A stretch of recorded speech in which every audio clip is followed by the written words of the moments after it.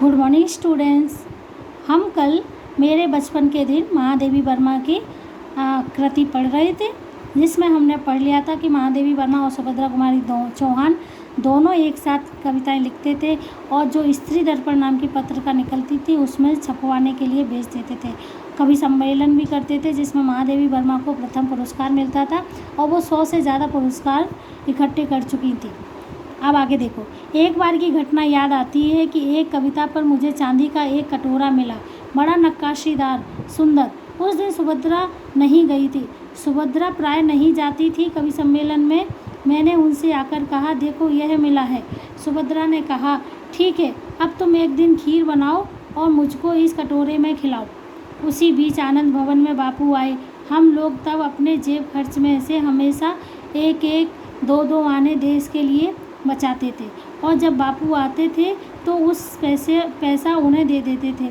उस दिन जब बापू के पास मैं गई तो अपना कटोरा भी लेती गई। मैंने निकाल कर बापू को दिखाया। मैंने कहा, कविता सुनाने पर मुझको यह कटोरा मिला है।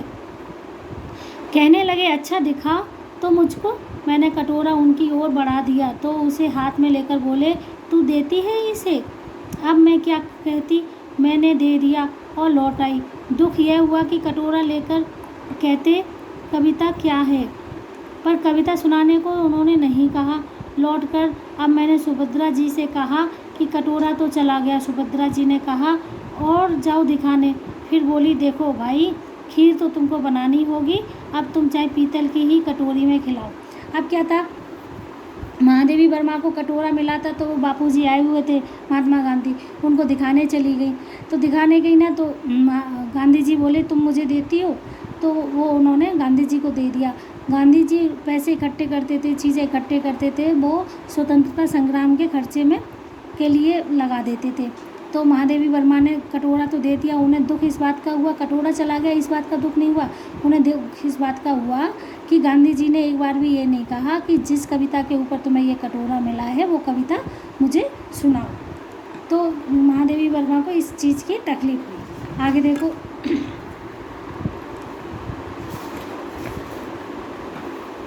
चाहे फूल के कटोरे में, फिर भी मुझे मन ही मन प्रसन्नता हो रही थी।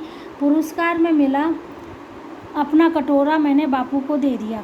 सुभद्रा जी छात्रावास छोड़कर चली गई। तब उनकी जगह एक मराठी लड़की जेबुनिस्सा हमारे कमरे में आकर रही। वह कोल्हापुर से आई थी। जेबुन मेरा बहुत सा काम कर देती थी। वह मेरी डेस्क साफ कर देती थी, किताबें ठीक से रख देती थी और इस तरह मुझे कविता के लिए कुछ और अवकाश मिल जाता था। जेबुन मराठी शब्दों में मिली जुली कवि हिंदी बोलती थी। मैं भी उससे कुछ मराठी सीखने लगी थी। वहाँ एक उस्तानी जी थी, जीनस बेगम। जेबुन जब इकड़े तिकड़े या लोकर जैसे मराठी शब्दों को मिलाकर कुछ कहती थी तो उस्तानी जी से टोके बिना ना रहा जाता था। वह देसी कौआ मराठी बोली। जेबुन कहती थी, नहीं उस्तानी जी, यह मराठी कौआ मराठी बोलता है। जेबुन मराठी महिलाओं की तरह किनारीदार साड़ी, वैसा ही ब्लाउज पहनती थी। कहती थी, हम मराठी हूँ तो मराठी बोलेंगे। उस समय यह देखा मैंने कि सांप्रदायिकता नहीं थी। जो अवध की लड़कियाँ थीं वे आपस में अवधी बोलती थी, बुंदेलखंड की आती थी वे बुंदेली में बोलती थी। कोई अंतर नहीं था और हम पढ़ते हिंदी थे। उर्दू भी हमको पढ़ाई जाती थी, परंतु आपस में हम अपनी भाषा में ही बोलती थी। यह बहुत बड़ी बात थी। हम एक मेस में खाते थे, एक प्रार्थना में खड़े होते थे, कोई विवाद नहीं होता था। ठीक है बेटा, समझ में आया कि महादेवी वर्मा जब हॉस्टल में थी तो उनकी जो सुभद्रा कुमारी चौहान थी वो हॉस्टल छोड़कर चली गई थी। उसकी जगह एक मराठी लड़की आई थी, जेबुन। तो जेबुन को हिंदी नहीं आती थी तो मराठी बोलती थी और ना इसी तरह दोनों में दोस्ती हो गई थी। जेबुन महादेवी वर्मा का थोड़ा बहुत काम कर देती थी। महादेवी वर्मा कह रही है कि उस टाइम में सांप्रदायिकता नहीं थी कि सब लोग हिंदी पढ़ते थे, एक ही मेस में खाना खाते थे, एक ही प्रार्थना स्थल में सब खड़े होकर प्रार्थना करते थे। आपस की लड़कियां जिस प्रांत की थी वो आपस में उसी प्रांत की भाषा में बात करती थी। बुंदेलखंड की थी तो बुंदेली बोलती थी, अवध की थी तो अवधी बोलती थी, है ना। लेकिन सब लोग बोलते आपस में, वो पढ़ते सभी लोग हिंदी ही थे। ठीक है बेटा।